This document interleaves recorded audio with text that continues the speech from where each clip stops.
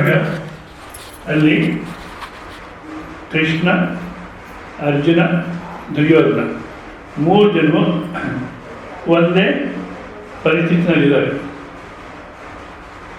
ಹಾಗೆ ನಿದ್ದೆ ಮಾಡಬೇಡಿ. 3 ಜನ ಒಂದೇ ಪರಿಸ್ಥಿತಿನಲ್ಲಿದ್ದಾರೆ. ಯುದ್ಧ ನಡೆದರೆ ದುರ್ಯೋಧನ ಬಂಧು ಬಳಗ ಎಲ್ಲ ಹೋಗ್ತಾರೆ. ಕೃಷ್ಣನ ಯಾದವ ಸೈನ್ಯ ಎಲ್ಲ ಹೋಗುತ್ತೆ, ಯಾಕೆಂದ್ರೆ ಅಲ್ಲಿ ಅದಕ್ಕೆ ಸೇರ್ತೀಯ, ಯಾದವ ಸೈನ್ಯ ಎಲ್ಲ ಹೋಗುತ್ತೆ. ಅರ್ಜುನನ ಬಂಧು ಬಳಗನೂ ಹೋಗ್ತಾರೆ. ಆದರೆ ದುರ್ಯೋಧನ ಸಂತೋಷವಾಗಿದ್ದಾನೆ. ಏನಂತ?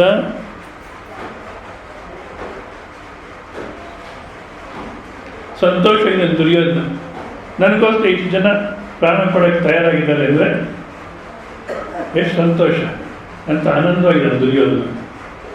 ಕೃಷ್ಣ ಪರಮಾತ್ಮನೂ ಆನಂದವಾಗಿದ್ದಾನೆ. ಯಾಕೆ? ದೇಶ ಕಾಲಕ್ಕೆ ಅತೀತವಾಗಿರ್ತಕ್ಕಂಥ ಆನಂದ ಸ್ವರೂಪದಲ್ಲಿ ನಿಂತಿಯಾನೆ. ಸಂದೀಪ್ನಾಚಾರ್ಯರ ಹತ್ರ ಶ್ರವಣ ಮಾಡಿ ಸತ್ತು ಅಂತ ತಿಳ್ಕೊಂಡು ಆನಂದವಾಗಿದ್ದಾನೆ ಕೃಷ್ಣ ಪರಮಾತ್ಮ. ಗೋಡಾಡ್ತಿರೋದು ಯಾರು? ಅಲ್ಲ ಹೇಳಿ, ಅದು ಮಾತ್ರ ಗೊತ್ತಾಗಲಿಲ್ಲ. ಅದ್ಯಾಕೆ ಸುಮ್ಮನೆ ಇರ್ತೀರ? ಪ್ರಶ್ನೆ ಹಾಕಿದರೆ ಯಾಕೆ ಸುಮ್ಮನೆ ಇರ್ತೀರ? ಏನೋ ನಿಂತ್ಕೊಂಡು ನೀನು ಹೇಳ್ಕೊಂಡಾಗ ಅದೇನು ಸ್ಕೂಲ್ ಹುಡುಗಿದ್ರೆ journey to truth along with ಗುರುವಿನ ಜೊತೆಯಲ್ಲೇ ನಾವು ಪ್ರಯಾಣ ಮಾಡಬೇಕು. ಯಾರು ಹೇಳ್ತಿದಾರೋ ಅವ್ರು ಯಾವ ರೀತಿ ಹೇಳ್ಕೊಂಡು ಹೋಗ್ತಿರ್ತಾರೋ ಆ ರೀತಿ ಒಳಗಡೆ ಪ್ರಯಾಣ ಮಾಡಬೇಕು ನಾವು. ಈ ಮೇಲ್ಗಡೆ ಮಾತಿಗೆ ಅರ್ಥ ಆಗಲಿಲ್ಲ. ನಿನ್ನ ಮೇಲ್ಗಡೆ ಮಾತು ಯಾರು? ಕುರುಕ್ಷೇತ್ರದಲ್ಲಿ ಯಾರು ಓಡಾಡ್ತಿದ್ರು ಅನ್ನೋದು ಈ ಕಥೆ ಸಾಕಷ್ಟು ಕೇಳಿದ್ದೀರ. ಅದನ್ನೇ ಆನ್ಸರ್ ಮಾಡಲಿಲ್ಲ ಅಂದರೆ ಇನ್ನು ಒಳಗಡೆಗೆ ಎಲ್ಲಿ ಹೋಗ್ತೀರಾ? ಯಾರು ಓಡಾಡ್ತಿದ್ರು? ಅರ್ಜುನ ಓಡಾಡ್ತಿಲ್ಲ. ಹೌದಾ? ಅಂದರೆ ಈಗ ನಾವು ಸಂತೋಷವಿರ್ಬೇಕಂದ್ರೆ ದುರ್ಯೋಧನ ಥರ ಇರಬೇಕು, ಇಲ್ಲ ಕೃಷ್ಣನ ಥರ ಇರಬೇಕು. ಈ ಮಧ್ಯ ಅರ್ಜುನನ ಥರ ಓಡಾಟ. ಹೌದಾ? ಹೋಲಿ ರಾಮಾಯಣ ಯಾಕೆ ಶ್ರವಣ ಮಾಡೋದು, ಇವ್ರ ಕೈಗೆ ಎದ್ದೇಳು ಅಂತಾರೆ, ನಿದ್ದೆ ಮಾಡಲಿ ಸಲ ಏನೇನೋ ರಾಮಾಯಣ ಇದು ಬ್ಯಾಡ್ಲೇ ಬೇಡ, ದುರ್ಯೋಧನ ಥರ ಇರೋಣ ಅಂತ. ದುರ್ಯೋಧನ ಜೀವನ ಪ್ರಾಣಿ ಜೀವನ. ಅಂದರೆ ಪ್ರಾಣಿ ತಾನು ಏನು ಮಾಡುತ್ತೋ, ಯಾಕೆ ಮಾಡ್ತಿದ್ದೀನಿ, ಎಷ್ಟು ಮಾಡ್ತೀನಿ. ನಾನು ಹೇಳಿದ್ದೆ, ನಾಯಿ ಓಡುತ್ತೆ, ಮಲಗಿರುತ್ತೆ, ತಲೆ ಈಗ ಅಂದ್ಬಿಟ್ಟು ಓಡುತ್ತೆ. ಯಾಕೆ ಓಡ್ತಾ ಇದ್ದೀನಿ, ಏನು ಕೆಲಸ ಇದೆ, ನಾನೇನೋ ಪಾರ್ಲಿಮೆಂಟ್ಗೆ ಹೋಗ್ಬೇಕೆ, ಅಲ್ಲಿ ಬೊಗಳ್ಬೇಕೆ, ಏನು ಯೋಚನೆ ಮಾಡಲ್ಲ. ಹೌದಾ? ಅದೇ ರೀತಿ ದುರ್ಯೋಧನ ಅನವಶ್ಯಕ ಅವ್ರ ರಾಜ್ಯ ಎಲ್ಲ ತೊಗೊಂಬಿಟ್ಟು ನಾನು ಯುದ್ಧ ಮಾಡ್ತಿದ್ದೀನಿ, ಇಷ್ಟು ಜನ ಸಾಯಿಸ್ತೀನಿ, ಏನು ಪ್ರಯೋಜನ? ಈಗಲೂ ಅಷ್ಟೇ ದುರ್ಯೋಧನ ಜಾಸ್ತಿ, ಅದರಲ್ಲಿ ಯುದ್ಧದಲ್ಲಿ ಆನಂದ. ಅವ್ರು 10 ಜನ ಸಾಯಿಸಿದ್ರು, ನಾವು 15 ಜನ ಸಾಯಿಸಿದ್ವಿ. ಈ ನಡೀತಲೇ ಇರುತ್ತೆ ಎಲ್ಲ ದುರ್ಯೋಧನ ಲಕ್ಷಣ. ಈಗ ನಾವು ಯಾರು ಶ್ರವಣ ಮಾಡ್ತಿದ್ದೀವೋ ನಾವು ತಿರುಗಿ ಅದೇ ಪ್ರಾಣಿ ಜೀವನಕ್ಕೆ ಹೋಗೋಣ ಅಂದರೆ ಸಾಧ್ಯವಿಲ್ಲ. ಸ್ವಲ್ಪ ವಿವೇಕ ಅನ್ನತಕ್ಕ ನಮ್ಗೆ ಗೊತ್ತಾಯ್ತು, ವಿವೇಕ ಪ್ರಾರಂಭ ಆಯ್ತಂದರೆ ಮತ್ತೆ ದುರ್ಯೋಧನ ಥರ ಜೀವನ ಮಾಡಲಿಕ್ಕಾಗಲ್ಲ. ಯಾರೋ ಒಬ್ಬರು ಭಾಳಷ್ಟು ವರ್ಷ ಶ್ರವಣ ಮಾಡಿದ್ರು, ಕೊನೆಗೆ ಅವ್ರ ಮನೆಯಲ್ಲೇ ಪ್ರವಚನ ನಡೆಯೋದು. ಕೊನೆಗೆ ಆತ ಏನೋ ಶ್ರವಣ ಮಾಡೋ ಇಷ್ಟಿತ್ತು ಹಾಕಿ ಹೇಳಿದ್ರು, ಬೇಡ ಸ್ವಾಮೀಜಿ ಸಾಕು. ಯಾಕೆಂದರೆ ಇದು ಅರ್ಥವಾಗಲ್ಲ. ಹೌದಾ? ಇದು ಈ ಶ್ರವಣಕ್ಕೆ ಬರಲಿಕ್ಕೆ ಮುಂಚೆ ಆನಂದವಾಗಿ ಇದ್ವಿ ನಾವು. ಇದೇ ಥರ ಹೇಳೋದು, ಶ್ರವಣಕ್ಕೆ ಬರಲಿಕ್ಕೆ ಮುಂಚೆ ಆನಂದವಾಗಿ ಇದ್ವಿ, ಏನೋ ಸಿನಿಮಾ ನೋಡ್ತಿದ್ವಿ, ಟಿ ವಿ ನೋಡ್ತಿದ್ವಿ, ಏನೋ ಮಾಡ್ಕೊಂಡಿದ್ವಿ. ಈ ಶ್ರವಣ ಕೇಳೋಕ್ಕೆ ಶುರು ಮಾಡಿದ್ರೆ ಈ ಮೋಕ್ಷ ಅನ್ನೋದು ಅರ್ಥವಾಗಲ್ಲ. ಹೌದಾ? ಸುಮ್ಮನೆ ಒದ್ದಾಟ ಆಗುತ್ತೆ ಅಂದ್ರೆ ಆಯ್ತು ನಿಮ್ಮ ಇಷ್ಟ ಬಿಟ್ಟುಬಿಡಿ ಅಂದರೆ ನಿಲ್ಲಿಸ್ಬಿಟ್ರು. ಇನ್ನು ನಮ್ಮ ಮನೆಗೆ ಪ್ರವಚನ ಬೇಡ, ನೀವು ಬರೋದು ಬೇಡ, ಏನು ಬೇಡ, ನಿಲ್ಲಿಸ್ಬಿಟ್ರು. ಸಂತೋಷ. ಹೌದಾ? ಕೊನೆಗೆ ಏನಾಯಿತು, ಈ ಭಗವದ್ಗೀತೆ ಅದು ಪುಸ್ತಕ ಕಟ್ ಮೇಲೆ ಹಾಕಿಟ್ಟಿದ್ದೀನಿ. ಒಂದ್ಸಲ ಪ್ರಾರಂಭ ಆದರೆ ಮತ್ತೆ ದುರ್ಯೋಧನ ಜೀವನ ಮಾಡೋಕ್ಕಾಗಲ್ಲ.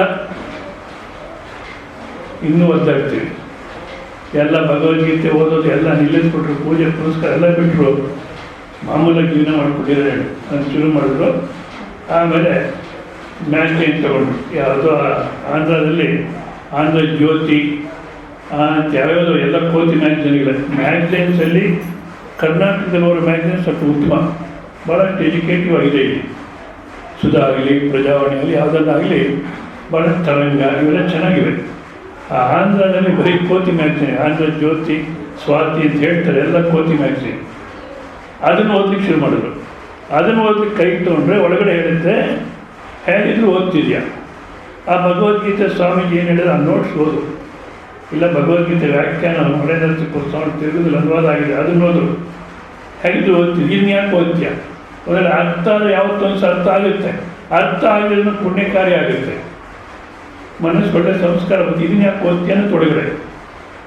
ಕೊನೆಗೆ ಒಂದು 10 ದಿವಸ 15 ದಿವಸ ಪ್ರಯತ್ನ ಆಗಲಿಲ್ಲ, ಮತ್ತೆ ಫೋನ್ ಮಾಡಿದ್ರು, ಬನ್ನಿ ಅಂತ. ಅಲ್ಲ ಬೇಡ ಅಂದ್ರಿ, ಇಲ್ಲ ಇಲ್ಲ ಬನ್ನಿ, ಬಿಡ್ಲಿಕ್ಕೆ ಸಾಧ್ಯವಿಲ್ಲ ಅಂತ. ಯಾಕೆ ಹೇಳ್ತೀನಿ ಅಂದರೆ, ದುರ್ಯೋಧನ ಥರ ಮತ್ತೆ ಜೀವನ ಮಾಡಲಿಕ್ಕಾಗಲ್ಲ. ಅರ್ಜುನ ಥರ ಜೀವನ ಮಾಡ್ತಿದ್ರೆ ಗೋಳಾಟ ತಪ್ಪಲ್ಲ. ಇವಾಗ ಏನು ಮಾಡ್ಬೇಕು ಹೇಳಿ, ಹೇಳಿ ಜೋರಾಗಿ ಹೇಳಿ. ಹಾಂ, ಕೃಷ್ಣ ಸ್ಥಾನಕ್ಕೆ ಹೋಗ್ಬೇಕು. ಆ ಕೃಷ್ಣ ಸ್ಥಾನಕ್ಕೆ ಕಳಿಸ್ಲಿಕ್ಕೆ ಇಷ್ಟು ಪ್ರಯತ್ನ ಪಾಪ. ಊಟ ತಿಂಡಿ ಎಲ್ಲ ಅರೇಂಜ್ ಮಾಡಿ ಇಷ್ಟೆಲ್ಲ ವ್ಯವಸ್ಥೆ ಸಾಮಾನ್ಯ ಅಲ್ಲ. ಈ ಥರ ವ್ಯವಸ್ಥೆ ಮಾಡ್ಬೇಕಂದ್ರೆ ಕೈವಲೆ ಅನ್ನೋದು ಈ ಸುದ್ದಿಗೆ ಹೋಗಲ್ಲ. ಯಾಕೆ ಪಾಪ ಎಷ್ಟು ಶ್ರಮ ತೊಗೊಂಡು ಮಾಡ್ಯಾರ. ಆದ ಕಾರಣ ಇವಾಗ ನಾವೇನು ಮಾಡಬೇಕು, ಕೃಷ್ಣ ಸ್ಥಿತಿಗೆ ಹೋಗಬೇಕು. ಕೃಷ್ಣ ಸ್ಥಿತಿಗೆ ಹೋಗ್ಬೇಕಂದ್ರೆ ಮಾಡತಕ್ಕಂಥ ಜೀವನವನ್ನು ಮೊದಲು ಯೋಗ ಬುದ್ಧಿಯಿಂದ ಮಾಡಬೇಕು. ಯೋಗ ಬುದ್ಧಿಯಿಂದ ಅಂದರೆ ಈಗಿನ ಕಾಲಕ್ಕೆ ಯೋಗಾಸನ ಮಾಡಬೇಕಂತ ಒಳ್ಳೆಯದು, ನಿಜ. ಎಲ್ಲರೂ ಕಲೀಲಿ ಮಾಡಿ, ಯಾಕೆಂದರೆ ಆರೋಗ್ಯ ಚೆನ್ನಾಗಿರುತ್ತೆ ಈಗಿನ ಕಾಲಕ್ಕೆ, ಒಳ್ಳೆಯದು.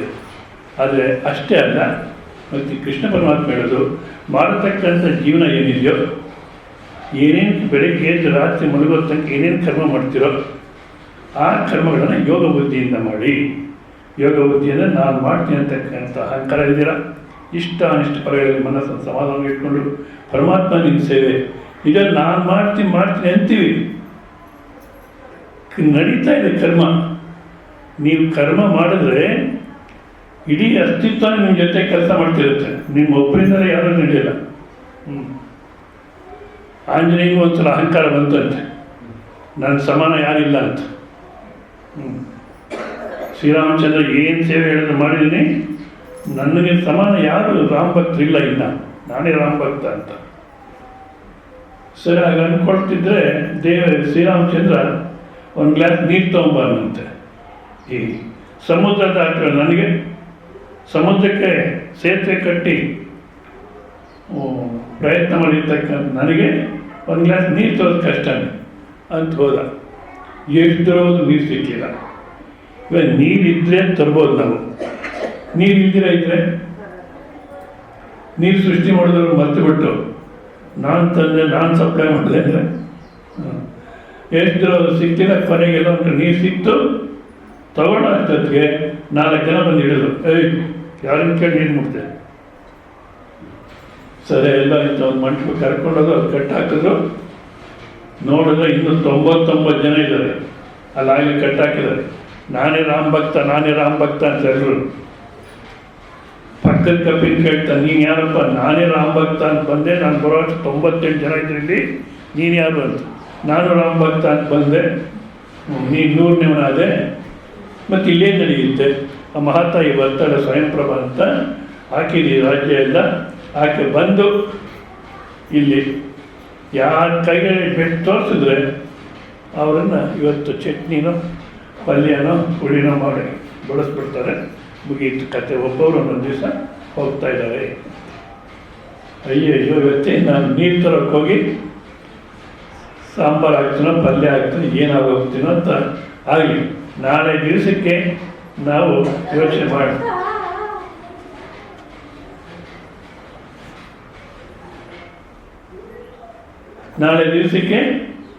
ತಪ್ಪಿಸ್ಕೊಳಕ್ಕೆ ಯೋಚನೆ ಮಾಡೋಣ. ಇವತ್ತಿನ್ನು 99 ಜನ ಯಾರನ್ನ ಸೆಲೆಕ್ಟ್ ಮಾಡ್ತಾಳಾಕಿ ಅನ್ನೋ ಅಷ್ಟಕ್ಕೆ ಮಹಾತಾಯಿ ಬಂದು ಯಾವುದು ಸರಿಯೋದಿಲ್ಲ ಆಕೆಗೆ. 100ರಲ್ಲಿ ಯಾವುದು ಸರಿಯೋಲ್ಲ, ಆದ್ರೂ ಬಿಡಿ ಇಲ್ಲ. ಹೋಗಿ ಇವತ್ತು ಯಾವುದು ಫ್ರೆಶ್ ಲೇಟೆಸ್ಟ್ ಯಾವುದು ಹೊಸದಾಗಿ ಬಂದಿರೋದು ಯಾವುದು ಅದು ಇದೆ ಅಂದರೆ ಇದನ್ನೇ ಮಾಡಿ ಬಡಿಸ್ಬಿಡಿ ಅಂತ ಆಂಜನೇಯನ ಅಡುಗೆ ಮನೆಗೆ ಕರ್ಕೊಂಡು ಹೋದಂಥ ಇದು ಎತ್ತರವಾದಂಥ ಸ್ಥಳದಲ್ಲಿ ಕುತ್ತಿಗೆ ಇಟ್ಟರು. ಆಯ್ನ ಮೇಲಕ್ಕೆ ಎತ್ತು, ಆಯ್ನ ಕೆಳಗೆ ಬಿದ್ದರೂ ಪ್ರಾಣ ಹೋಗುತ್ತೆ. ರಾಮಾನಂತೆ ನೀನು ಇದ್ದೇ ಆದ ಕಾರಣ ಇಷ್ಟೆಲ್ಲ ಮಾಡಿದ್ನಪ್ಪ. ನೀನು ಅನುಗ್ರಹ ಇದ್ದಿದ್ರೆ ಒಂದೆರಡು ನೀರು ತರಲಿಕ್ಕೂ ಆಗಲ್ಲ. ಸಕಲ ವೇದಗಳನ್ನು ಅಧ್ಯಯನ ಮಾಡಿರ್ತಕ್ಕಂಥ ಅಷ್ಟಮಹಿಮಾನ ಸ್ಥಿತಿಗಳು ಪಡೆದಿರ್ತಕ್ಕಂಥ ಆಂಜನೇಯ ರಾಮಚಂದ್ರನಿಗೆ ಪರಮಭಕ್ತಿ, ಅವನಿಗೇನೆ ಇಂಥ ಅಹಂಕಾರ ಬಂತಂದರೆ ನಮ್ಮ ಕಥೆಗಳೇನು ಅಯ್ಯ. ಆದ ಕಾರಣ ರಾಮನ ಅನುಗ್ರಹ ಆಗಿದೆ, ಅವನು ಆಡಿಸ್ತಾ ಇದ್ದಾನೆ, ನಾವು ಆಡ್ತಾ ಇದ್ದೀವಿ ಅಂತ ಕರ್ತೃತ್ವ ತೆಗೆದು ಇಷ್ಟ ಫಲವೋ ಅನಿಷ್ಟ ಫಲವೋ ಮನಸ್ಸನ್ನು ಸಮಾಧಾನ ಇಟ್ಕೊಂಡಿರ್ಬೇಕು. ಏನಾಗ್ಬಿಡುತ್ತೇಳಿ, ಏನಾಗುತ್ತೆ? ಪ್ರಾಣ ಹೋಗುತ್ತೆ, ಸಮಸ್ಯೆನೇ ಪರಿಹಾರ ಆಯಿತು. ಎಷ್ಟು ಪ್ರಯತ್ನ ಪಟ್ಟರು ವೇದಾಂತ ಅರ್ಥ ಆಗಲಿಲ್ಲ, ಆ ಸಂಸಾರ ರಾಮಾಯಣ ಮುಗಿಲಿಲ್ಲ. ಈ ಪ್ರಾಣ ಹೋಗುತ್ತೆ ಅಂದರೆ ಈ ಚೆನ್ನಾಗಿ ಯೋಚನೆ ಮಾಡಬೇಕು, ಸಮಸ್ಯೆ ಪರಿಹಾರ ಆಯಿತು ಇಲ್ಲ. ಒಪ್ಪಲ್ಲ ಮನಸ್ಸು, ಬದಲಾಡಿಕೊಂಡು ಸಾಕು. ಮ್ಯಾಕ್ಸಿಮಮ್ ಪ್ರಾಣ ಹೋಗುತ್ತೆ, ಒಳ್ಳೇದಾಯಿತು. ಒಂದು ಅವಮಾನ ಆಗುತ್ತೆ ಅಂತಾರೆ. ಏನು ಅವಮಾನ ಅಂದರೆ ಇರೋ ಪರಿಸ್ಥಿತಿ 4 ಜನಕ್ಕೆ ಮುಚ್ಚಿಟ್ಟು ಜೀವನ ಮಾಡ್ತೀವಿ. ಒಂದು ಸಲ ಗೊತ್ತಾಗ್ಬಿಟ್ರೆ ಬಸ್ ಮತ್ತೆ ಭಯ, ಯಾರ ಭಯನೂ ಇಲ್ಲ. ಇವಾಗ ಮದುವೆಗಳಿಗೆ ಹೋಗ್ಬೇಕಾದ್ರೆ ಅದು ಯಾಕೋ ಈ ಜನ ಗೊತ್ತಿಲ್ಲ, ಬರೀ ಮೋಸ. ಮದುವೆಗಳಿಗೆ ಹೋಗ್ಬೇಕಾದ್ರೆ ಆಭರಣಗಳನ್ನ ಬಾಡಿಗೆ ಇಟ್ಕೊಂಡು ಹಾಕ್ಕೊಂಡು ಹೋಗ್ತಾರೆ ಈಗಿನ ಕಾಲಕ್ಕೆ. ಯಾರು ನಮ್ಮ ಪರಿಚಯದ ವ್ಯಾಪಾರ ಮಾಡ್ತಾರೆ, ಚೆನ್ನಾಗಾಗುತ್ತೆ ವ್ಯಾಪಾರ ಅವ್ರಿಗೆ. ಯಾಕೆ ಈ ಜನಗಳು ಇದು ಹಾಕ್ಕೊಂಡು ಹೋಗ್ತಾರೆ. ನೋಡೋರೆಲ್ಲ ಇವ್ರು ಭಾಳ ಮರ್ಯಾದೆಯಿಂದ ಮಾತಾಡಿಸ್ತಾರಂತೆ. ನಾನು ಹೇಳಿದೆ ಹಾಗಿದ್ಮೇಲೆ ನೆಕ್ಸ್ಟ್ ಟೈಮ್ ಹೋಗ್ಬೇಕಾದ್ರೆ ಸರಳವಾಗಿ ಹೋಗಿ, ಮಾಮೂಲಾಗಿ ಹೋಗಿ, ಈ ಎಲ್ಲ ಮೇಕಪ್ ಎಲ್ಲ ಬಿಟ್ಟು ಸರಳವಾಗಿ ದಿವಸ ಯಾವ ರೀತಿ ಇತ್ತು ಆಯಿತು. ಅವಾಗ ಯಾರು ಮಾತಾಡ್ಸಲ್ಲ. ಇವಾಗ ಆಗಿದ್ಮೇಲೆ ಆಭರಣನ ಮಾತಾಡಿಸ್ತೀಯಾರೋ ನಿಮ್ಮನ್ನು ಮಾತಾಡಿಸ್ತೀಯಾರೋ? ಆಭರಣಗಳನ್ನೇ ಮಾತಾಡಿಸಿ ಅವ್ರು ಲಿಪ್ರೆ ಕೊಡಲ್ಲ. ಕೊಡೋದಾಗಿದ್ದರೆ ಅವ್ರ ಕೈ ಮಾತಾಡೋದು, ಬಂದ್ಬಿಟ್ಟು ನಮ್ಮ ಮನೆಗೆ ಸುಮ್ಮನೆ ಅಲ್ಲೇ ಹಾಕಿರ್ತೀಯ ಅಂತ. ಹೌದಲ್ಲ? ನಮಗೆ ಮರ್ಯಾದೆ ಅನ್ನತಕ್ಕಂಥದ್ದು ಹೋಗುತ್ತೆ, ಅವಮಾನ ಆಗುತ್ತೆ. ಒಂದು ಸಲ ನಾವು ಸರಳವಾಗಿ ಇದೇ ಥರನೇ ಬರೋದು. ಬಸ್ ಒಂದು ಮದುವೆ ಮನೆಗೆ ಹತ್ರ ಹೋದರೆ ಅವ್ರು ಹಾಗೆ ಬರ್ತಾ ಇದ್ರು, ಅರ್ಥ ಆಗಬೇಕು ಏನು ಪ್ರಾಣೋತ್ಸವ. ಆದರೆ ನಾವು ಅದಕ್ಕೆ ಹೇಳ್ತಾರೆ, ನಾನು ಹೇಳ್ತೇನೆ, ಸಿದ್ಧನಿರು ಸಕಲಕ್ಕೂ ಎದ್ದು ಕುಣಿಯಲಿ ಕರ್ಮ ದೈವ ನಿಂದಿಸಲಿ, ಬುದ್ಧಿ ಮಾತು ನಿನಗೆ.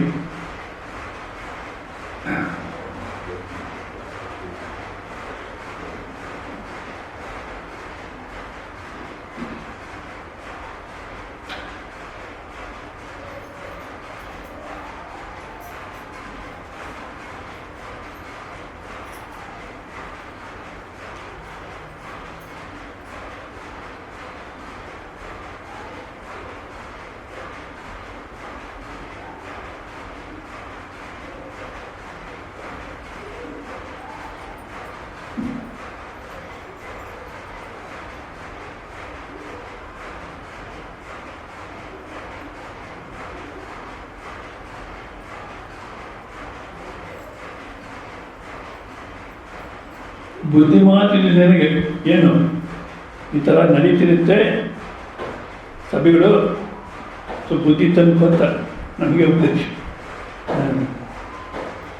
ಬುದ್ಧಿಮಾತಿನ ನನಗೆ ಸಿದ್ಧೇರು ಸಕಲಕ್ಕೂ ಎದ್ದು ಕುಣಿಯಲಿ ಕರ್ಮ ದೈವ ನಿಂದಿಸಲಿ ಅಂದಾಗ ಮನಸ್ಸು ಏನೇ ನಡೀಲಿ ಸಮಾಧಾನ ಇಟ್ಕೋಬೇಕು. ಈ ರೀತಿ ಸಮಾಧಾನ ಅಂತ ಮನಸ್ಸಿದ್ರೆ ಅದನ್ನು ಏನು ಜ್ಞಾನನಿಷ್ಠ ಯೋಗ್ಯತಾ ಲಕ್ಷಣ ಸಿದ್ಧಿ ಅಂತಾರೆ. ಅದು ಬಂದರೆ ಇನ್ನು ಜ್ಞಾನನಿಷ್ಠೆಯನ್ನು ಪಡೆಯತಕ್ಕಂಥ ಮಾರ್ಗ ಯಾವುದು, ಯಾವ ರೀತಿ ಪಡೆಯತಕ್ಕಂಥದ್ದನ್ನು ಉದ್ದೇಶ ಮಾಡ್ತಿದ್ರು. ಅದರಲ್ಲಿ ನೋಡಿ 51ನೇ ಶ್ಲೋಕ, 18ನೇ ಅಧ್ಯಾಯದ 51ನೇ ಶ್ಲೋಕ. ಶ್ರೀ ಭಗವಾನುವಾಚ ಬುದ್ಧ್ಯಾ ವಿಶುದ್ಧಯಾ ಯುಕ್ತಃ ಧೃತ್ಯಾತ್ಮಾನಂ ನಿಯಮ್ಯ ಚ ಶಬ್ದಾದೀನ್ ವಿಷಯಾನ್ ತ್ಯಕ್ತ್ವಾ ರಾಗದ್ವೇಷೋ ವಿದಸ್ಯ ಚ ಬುದ್ಧ್ಯಾ ವಿಶುದ್ಧಯ ಯುಕ್ತಃ ಧೃತ್ಯಾತ್ಮಾನಂ ನಿಯಮ್ಯ ಚ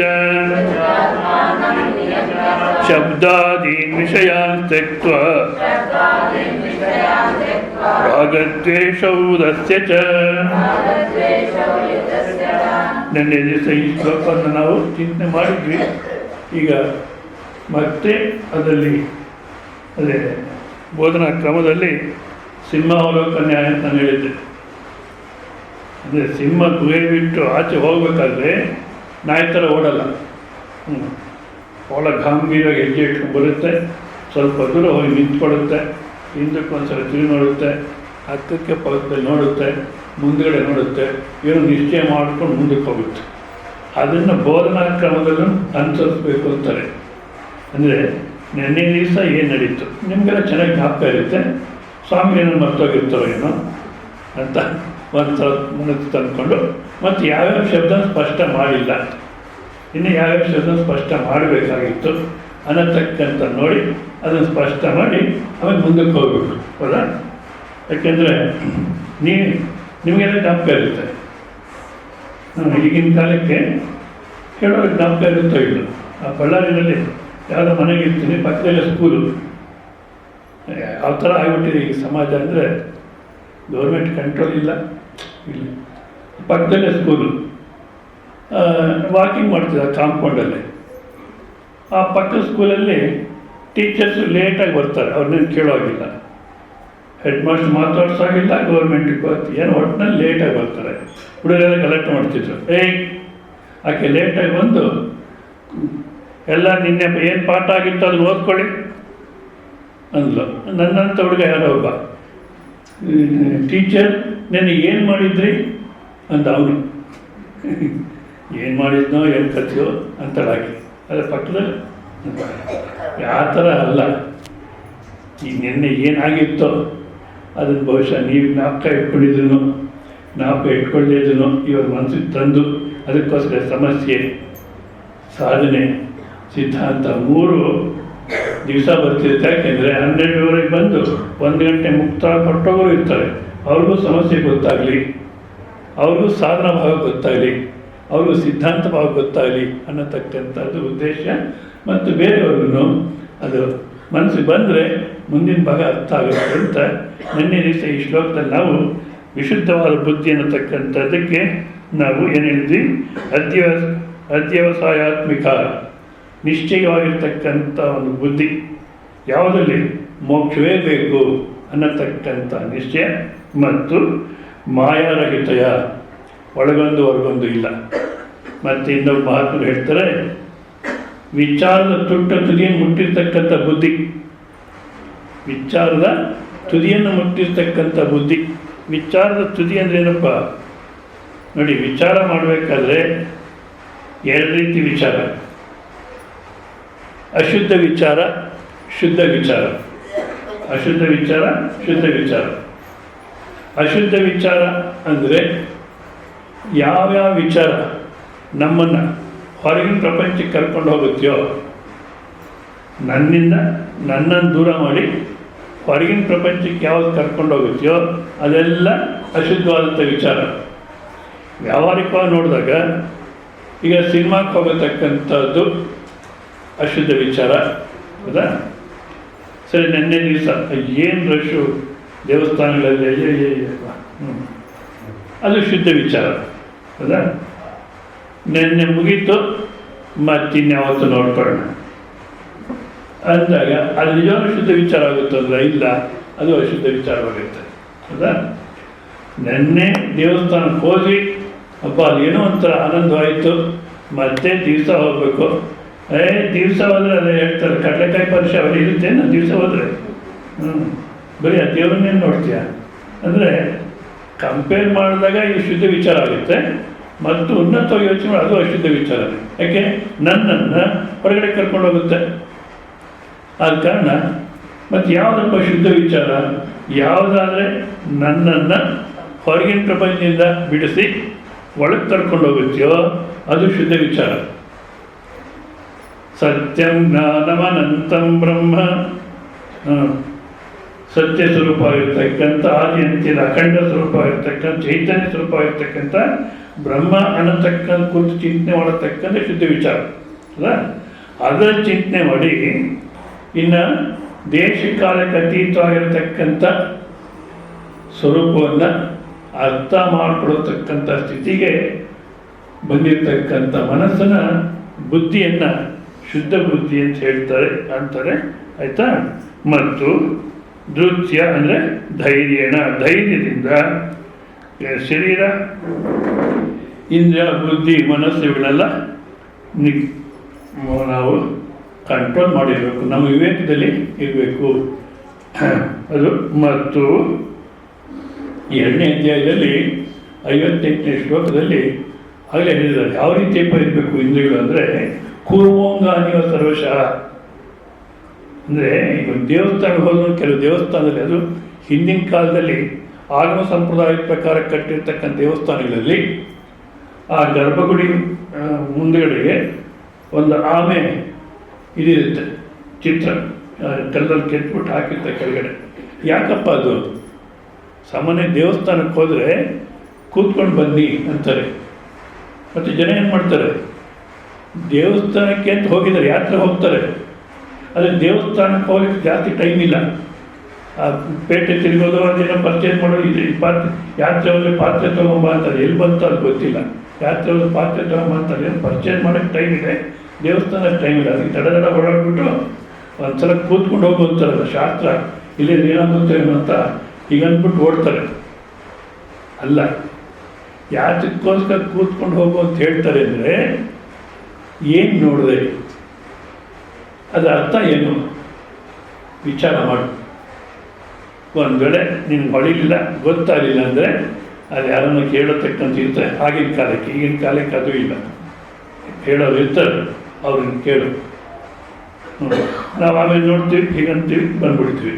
ಅದನ್ನ ಯಾಕೆ ಹಾಕೋದ್ರಲ್ಲಿ ದೇವಸ್ಥಾನದಲ್ಲಿ ಆಮೇಲೆ ಅಂದರೆ ಆಮೆ ಲಕ್ಷಣ ಏನಂದರೆ ನೀರಲ್ಲಿ ಓಡಾಡ್ತಿರುತ್ತಂತೆ.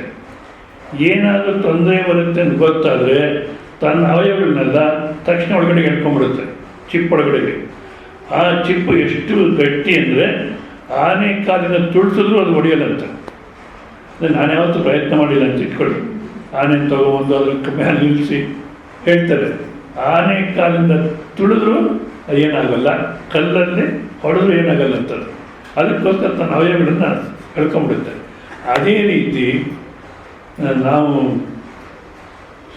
ಇಂದ್ರಿಯ ಮನಸ್ಸು ಅನ್ನತಕ್ಕಂಥದ್ದು ಇಂದ್ರಿಯ ನಿಗ್ರಹ ಆಗಿದೆ ಅಂದರೆ ಅಧ್ಯಾತ್ಮ ಮಾರ್ಗದಿಂದ ತಪ್ಪಿಸ್ಬಿಟ್ಟು ಎಲ್ಲೋ ಕರ್ಕೊಂಡು ಹೋಗುತ್ತೆ ನನ್ನ ಆಲೋಚನೆ, ನನ್ನ ಇಂದ್ರಿಯಗಳು ಅಂದಾಗ ತಕ್ಷಣ ವಾಪಸ್ ಬರ್ಬೇಕು ನಾವು.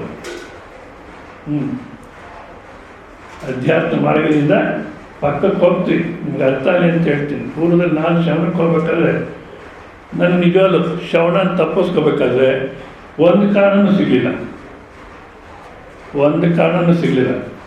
ಶ್ರವಣ ಹೇಳಲಿಕ್ಕೆ ಶುರು ಮಾಡಿದ್ಮೇಲೆ ಭಾಳಷ್ಟು ಕಾರಣಗಳು ಗೊತ್ತಾಗ್ತಿದೆ. ಓಹೋ, ಶ್ರವಣಕ್ಕೆ ಬಂದಿಲ್ಲ, ಇದಕ್ಕೆ ಇಷ್ಟೊಂದು ಕಾರಣಗಳು ಹುಡುಕ್ತಾರೆ ಜನ ಅಂತ. ನಾನು ಶ್ರವಣಕ್ಕೆ ಹೋಗ್ಬೇಕಾದ್ರೆ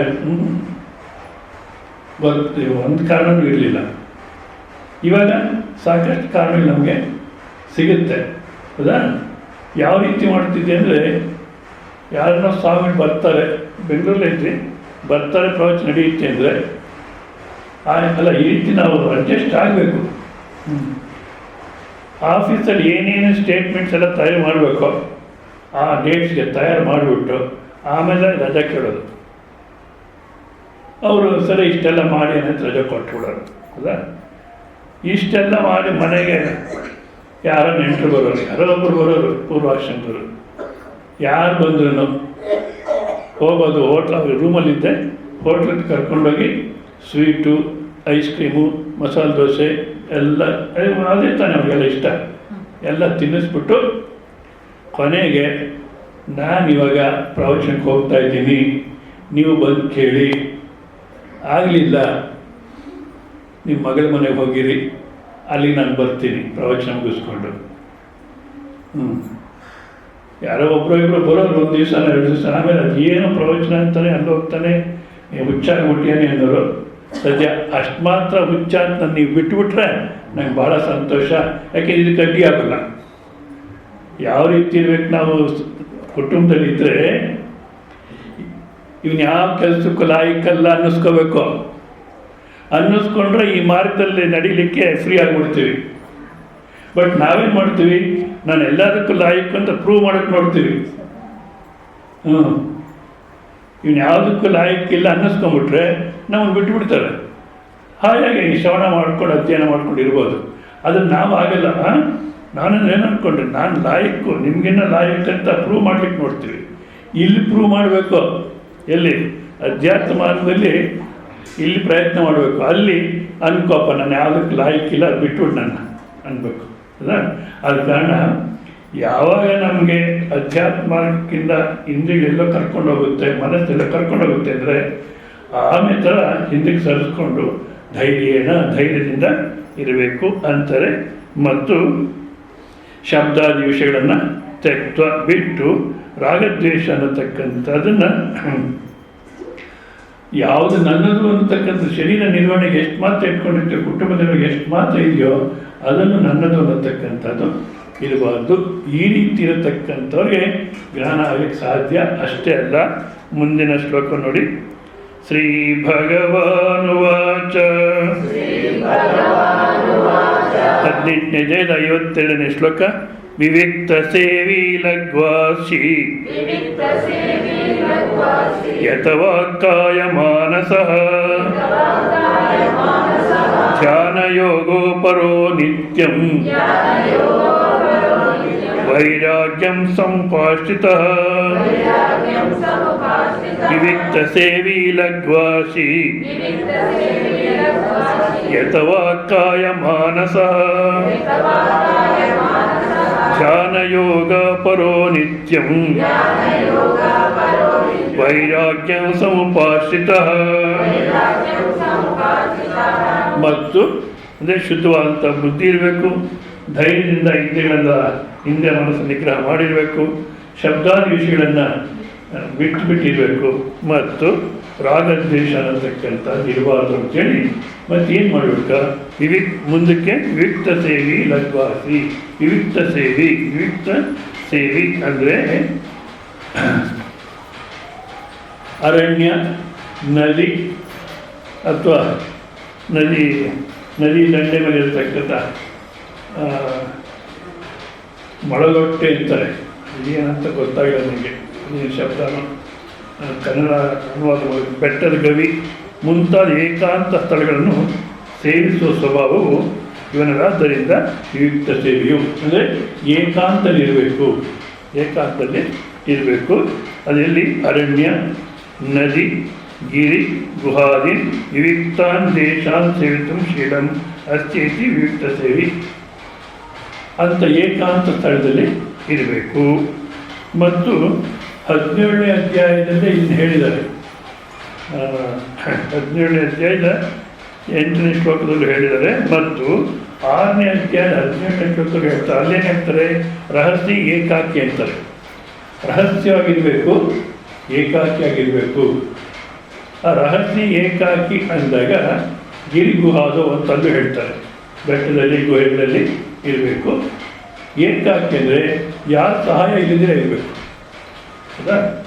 ಸೊ ಈ ರೀತಿ ಏಕಾಂತದಲ್ಲಿ ಇರಬೇಕು. ಬಟ್ ಇದನ್ನು ಅದೇ 6ನೇ ಅಧ್ಯಾಯದಲ್ಲಿ ಹೇಳಿದ್ದಾರೆ. ಬಟ್ ಇನ್ನು ವಿಚಾರ ಮಾಡೋದು ನಮಗನ್ಸುತ್ತೆ ಇದು ಸನ್ಯಾಸಿಗೆ ಹೇಳಿರ್ತಕ್ಕಂಥ ಮಾತು. ಯಾಕೆ ಗಿರಿ ಗುಹೆಯಲ್ಲಿ ಹೋಗಿ ಅಂದರೆ ಸಾಧ್ಯ? ಏನು ಹೇಳಿ? ನಮಗೇನು ಹೋಗ್ಬೇಕಂತಿತ್ತು, ಅಷ್ಟರಲ್ಲೇ ಸ್ವಾಮಿಗಳು ಸಾಧ್ಯವಿಲ್ಲ ಅಂದ್ಬಿಟ್ರು ಅನ್ನೋದು ಬೇಡ. ಗಿರಿ ಗುಹೆಯಲ್ಲಿ ಹೋಗಿರ್ಲಿಕ್ಕೆ ಸಾಧ್ಯವಿಲ್ಲ.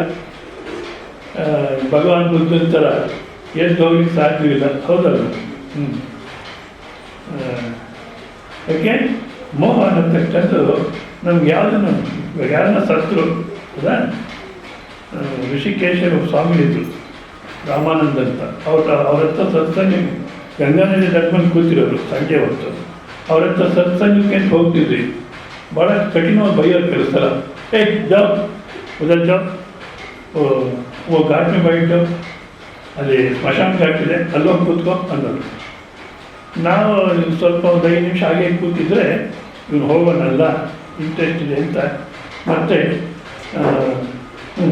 ಕ್ಯಾಬ್ ಆಗ್ತಾರೆ, ಏನು ಪ್ರಶ್ನೆ ಹೇಳು ಅನ್ನೋರು. ಸ್ಮಶಾನ ಘಾಟ್ಗೆ ಹೋಗು ಅಂತೀರಾ, ಅಲ್ಲಿ ಏನಿದೆ? ನಿಮ್ಮ ಹತ್ರ ಕೂತು ಸತ್ಸಂಗ ಆಗುತ್ತೆ.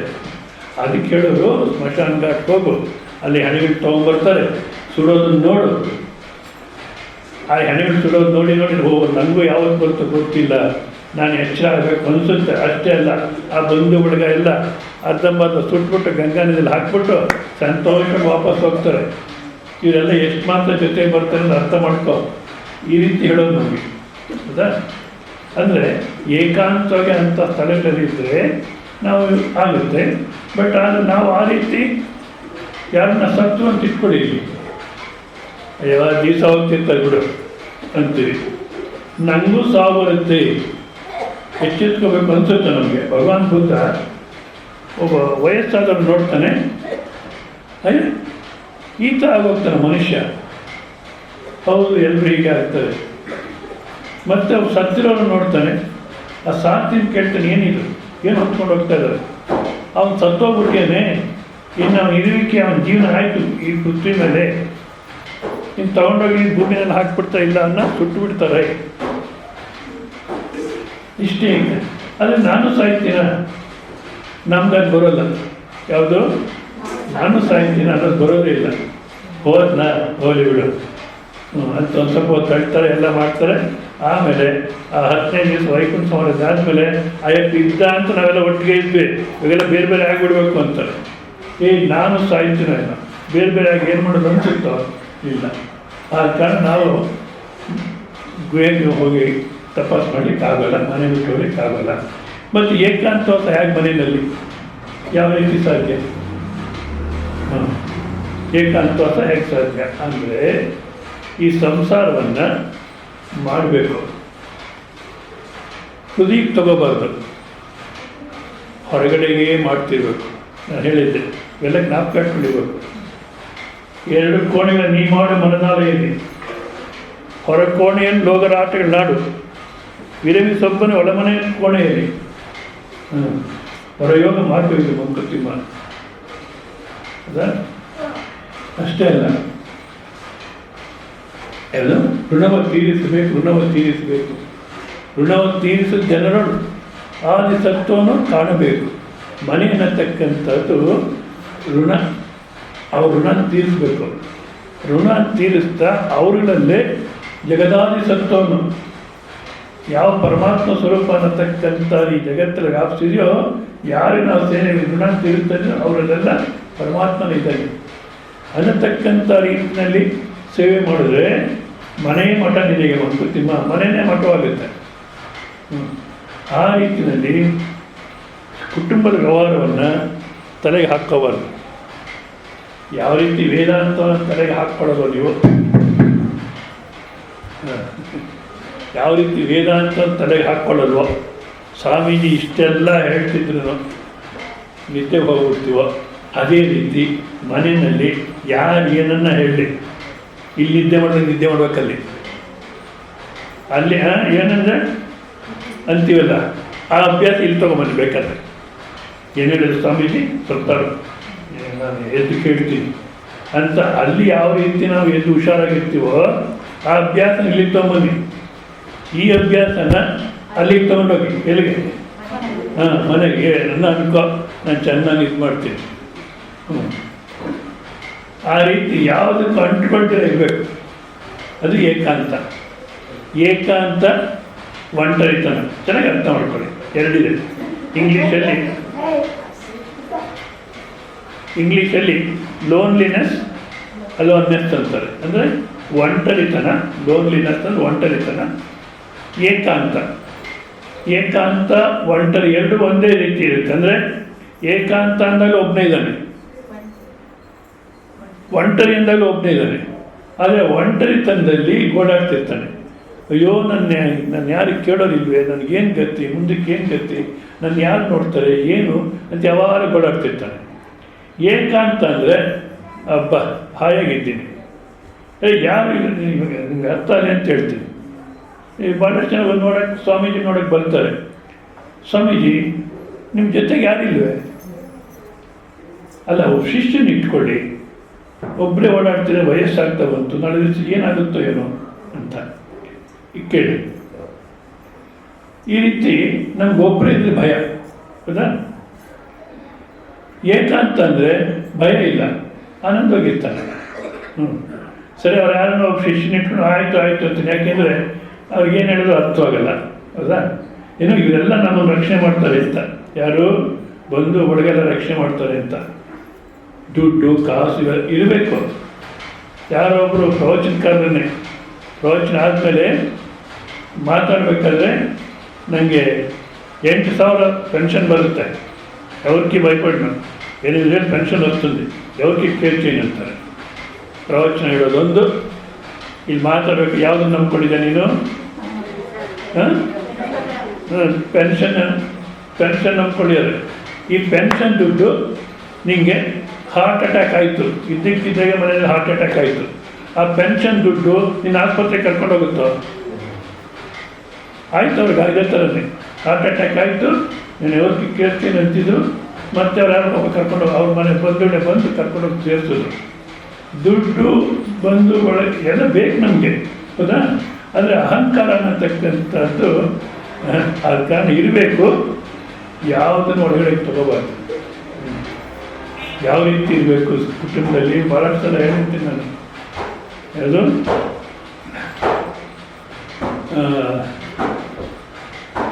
ಮನೆಯಲ್ಲೇ ಇದ್ದು ಆವಾಗ ದೇವಸ್ಥಾನಕ್ಕೆ ಹೋಗ್ಬಿಟ್ಟು ಬರ್ತೀವಿ. ನೆನ್ನೆ ದಿವಸ ಕಾರ್ತಿಕ್ ಸೋಮವಾರ ಅಂತ ಅಯ್ಯೋ ಯಾವುದೋ ಬಯಲು ಬಸವಣ್ಣವ್ರ ದೇವಸ್ಥಾನ ಅಂತೆ. ನಂಗೆ ನೆನ್ನೆನೇ ಗೊತ್ತಾಯ್ತು. ದೇವಸ್ಥಾನ 9ನೇ ತಾರೀಕಿನ ಓಡಾಡ್ತಾ ಇದ್ದೀನಿ, ದೇವಸ್ಥಾನ ಇದು ಗೊತ್ತಾಗಲಿಲ್ಲ. ನೆನ್ನೆ ಮಾತ್ರ ಯಾಕೆ ಅಷ್ಟು ಜನ ಯಾವ ರೀತಿ ಮನೆಯ ಸಂಸಾರದಲ್ಲಿ ಇರುತ್ತಾ ಆಗಾಗ ಮಂದಿರಕ್ಕೆ ಹೋಗಿ ಬರುವಂತೆ, ಅನುದಿನವೂ ದೇವಸ್ಥಾನದಲ್ಲಿದ್ದು ಆಗಾಗ ಮನೆಗೆ ಬರುವಂತೆ ಮಂಕುತಿಮ್ಮ. ಏಕಾಂತವಾಸಕ್ಕೆ ನಾವು ಹೋಗ್ಲಿಕ್ಕಾಗಲ್ಲ ಗೃಹಸ್ಥ ಜೀವನದಲ್ಲಿ. ಮತ್ತು ಏನು ಮಾಡಬೇಕು? ಸದಾಕಾಲ ಮನಸ್ಸನ್ನು ಪರಮಾತ್ಮನ ಚಿಂತೆ ನಡೀತಿರ್ಬೇಕು. ಯಾವುದನ್ನು ಒಂದು ಕೆಲಸ ಮಾಡಬೇಕು ಅಂದಾಗ ಅವಾಗ ಮನಸ್ಸು ಹೊರಗಡೆ ತೊಗೊಂಬರ್ಬೇಕು. ಆ ಕೆಲಸ ಮಾಡಿ ಮತ್ತೆ ಪರಮಾತ್ಮನ ಚಿಂತನೆ ಹೊರಟಬೇಕು. ಈ ರೀತಿ ವಿವಿಕ್ತ ಸೇವಿ ಅಂತ ಹೇಳ್ತಾರೆ. ಮತ್ತು ನೆಕ್ಸ್ಟು ಲಘ್ವಾಸಿ. ಲಘ್ವಾಸಿ ಅಂದರೆ ಲಘ್ವಶನಶೀಲ ಅಂದರೆ ಸ್ವಲ್ಪ ಆಹಾರ ಅನ್ನತಕ್ಕಂಥ ತಗೋಬೇಕು ಅಂತಾರೆ.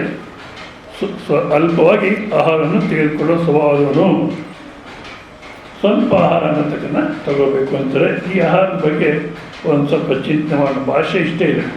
ಲಘ್ವಾಸಿ ಅಂದರೆ ಸ್ವಲ್ಪ ಆಹಾರವನ್ನು ತಗೊಳ್ತಕ್ಕಂಥವನು ಅಂತ. ಕೆಲವರು ಏನು ಮಾಡ್ತಾರೆ, ಈ ರೀತಿ ಉಪದೇಶ ಕೇಳಿ ಬರೀ ನೀರು ಕುಡ್ಕೊಂಡಿರೋದು ಈ ಥರ ಏನೋ ಮಾಡ್ತಾರೆ. ಆವಾಗ ಜನಗಳೇನು ಮಾಡ್ತಾರೆ, ಹಬ್ಬ ಒಳ್ಳೆ ಸಾಧಕಪ್ಪ ಅವರು, ಏನು ಮುಟ್ಟಲ್ಲ, ನೀರು ಮಾತ್ರ ತಗೊಳ್ತಾರೆ ಅಂತ ಹೇಳ್ತಾರೆ. ಇಲ್ಲ ಬರೀ ಸೊಪ್ಪು ತಿಂತೀನಿ ಅಂತ ಶುರು ಮಾಡ್ತಾರೆ. ಮತ್ತು ಜನಗಳು ಯಾವಾಗ ಹೊಗಳ್ತಾರೋ ಆವಾಗ ಒಂದು ಸ್ವಲ್ಪ ಅಹಂಕಾರ ತೃಪ್ತಿ ಪಡುತ್ತೆ. ಓಹ್ ಒಳ್ಳೆ ಸಾಧಕ ನಾನು ಅಂತ. ಕೊನೆಗೆ ಅದು ಯಾವ ರೋಗಕ್ಕೆ ತೊಗೊಂಡೋಗ್ತಾ ಗೊತ್ತಿಲ್ಲ. ಅಂದರೆ ನಾವು ಅಲ್ಪಾಹಾರ ತಗೋಬೇಕು, ಆದರೆ ಶಾರೀರಿಕವಾಗಿ ಎಷ್ಟು ಕೆಲಸ ಮಾಡ್ತೀವೋ, ಮಾನಸಿಕವಾಗಿ ಎಷ್ಟು ಮಟ್ಟಿಗೆ ಕೆಲಸ ಮಾಡ್ತೀವೋ ಅದನ್ನೆಲ್ಲ ನೋಡಿಕೊಂಡು ಯಾವ ಆಹಾರ ತೊಗೊಂಡ್ರೆ ಸಾಕಾಗುತ್ತೆ ಅನ್ನೋ ಅಷ್ಟು ತಗೋಬೇಕು. ಜಾಸ್ತಿನೂ ತಗೋಬಾರ್ದು, ಕಮ್ಮಿನೂ ತಗೋಬಾರ್ದು. ಮತ್ತು ಆಹಾರ ತಗೋಬೇಕಾದ್ರೆ ಪವಿತ್ರವಾಗಿರ್ತಕ್ಕಂಥ ಆಹಾರ ತಗೋಬೇಕು. ಪಥ್ಯಂ ಫಸ್ಟು. ಪವಿತ್ರ ಅಂದರೆ ಸಂಪಾದನೆ ಶುದ್ಧವಾಗಿರಬೇಕು. ಇದು ಕೈಲಾಸಾಶ್ರಮ ಋಷಿಕೇಶಲ್ಲಿ ವಿದ್ಯಾನಂದಗಿರಿ ಅಂತ ಒಬ್ಬರಿದ್ದಾರೆ, ಈಗಲೂ ಇದ್ದಾರೆ. ಇದನ್ನು ಅಥವಾ ಏನೋ ಗೊತ್ತಿಲ್ಲ, ಯಾಕೆಂದ್ರೆ ಸ್ವಲ್ಪ ಶರೀರ ಬಿಟ್ಟು ಅಂತ ಯಾರೋ ಅಂತಾರೆ. ಇಲ್ಲಿ ನಾವು ಇದ್ದಾಗ ವಿದ್ಯಾನಂದಗಿರಿ ಅವ್ರಿಗೆ ಒಂದು ಪ್ರಶ್ನೆ ಹಾಕಿದ್ರು.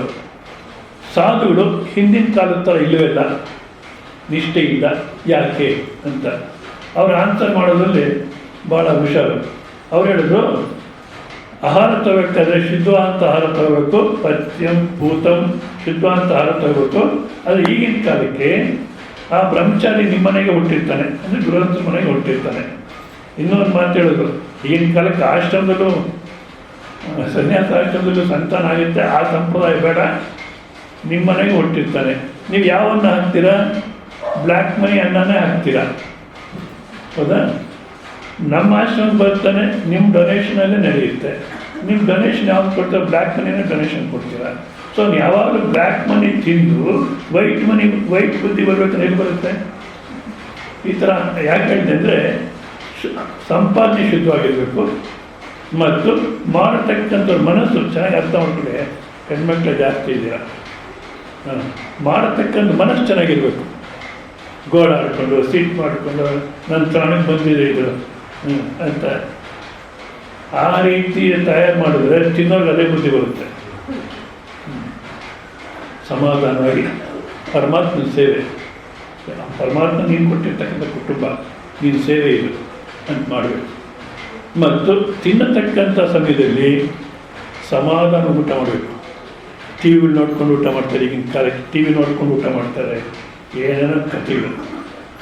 ಮೌನವಾಗಿ ಆ ಊಟದ ಕ್ರಿಯೆನೇ ಗಮನಿಸ್ತಾ ತಿನ್ನಬೇಕು.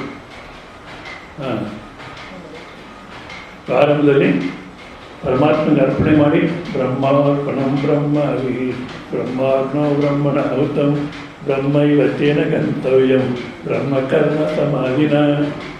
ಊಟ ಮಾಡೋ ವಿಚಾರ ಹೇಳ್ತಿದ್ದೀನಿ, ವೇದಾಂತಕ್ಕೆ ಹೋಗಿಲ್ಲ. ನಿತ್ಯ ಯಾಕೆ ಮಾಡ್ತೀರ?